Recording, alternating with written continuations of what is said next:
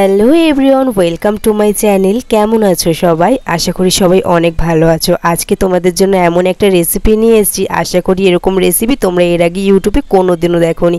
তো চলো পুরো ভিডিওটা দেখো। দেখতে পাচ্ছ এখানে আমি বড় বড় সাইজের দুটো চিকেন নিয়েছি। সেই চিকেনগুলোকে আমি খুব ভালো মতো মিক্সচারে দিয়ে পেস্ট করে নিচ্ছি। পুরো মিহি পেস্ট করতে হবে, মিহি পেস্ট না করলে কিন্তু পরবর্তীতে প্রবলেম হতে পারে। তো দেখো এখানে আমি পেস্ট করে একটা বাটির মধ্যে নিয়ে নিয়েছি। দেন আমরা এর ভিতরে দিয়ে দিচ্ছি একটা ডিম। তোমরা যে কোনো ডিম ইউজ করতে পারো, বাট একটু বড় সাইজের ডিম ইউজ করবে। যেই পোলট্রির মুরগির ডিমগুলো হয় না, ওগুলো ইউজ করতে পারো। আমি এখানে একটা হাঁসের মুরগির ডিম ইউজ করেছি।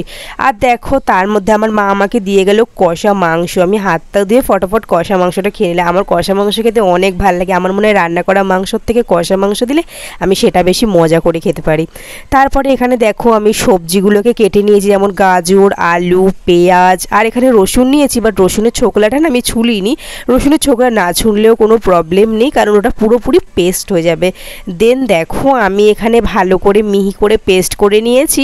আর যেই ডিম চিকেন যেগুলো করে রেখেছি তার মধ্যে আমি এগুলোকে দিয়ে দিচ্ছি। আর গাইজ আজকের রেসিপিটা না মারাত্মক সুন্দর খেতে হয়েছিল। আমি ভাবিনি যে এরকম একটা মন থেকে ভুলভাল রেসিপি বানিয়ে ফেলবো, সেটা এত ভালো খেতে লাগবে। তার মধ্যে আমি দিয়ে দিলাম পরিমাণ মতন সরিষার তেল, আর দিয়ে দিলাম পরিমাণ মতো নুন। আমার মনে হলো নুনটা একটু বেশি হয়ে গেছে, ওর জন্য একটু কমিয়ে নিলাম।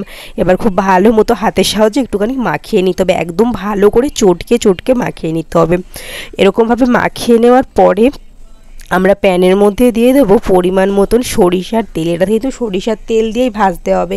দেন দেখতে পাচ্ছ সরিষার তেলটা যখন গরম হয়ে গেল, তখন আমি ওই চিকেনটাকে হাতের সাহায্যে একটা যে কোনো শেপ দিয়ে দিয়ে ভালো করে ভেজে নিচ্ছি। তোমরা যে কোনো শেপ দিতে পারো, আমি জাস্ট গোল গোল।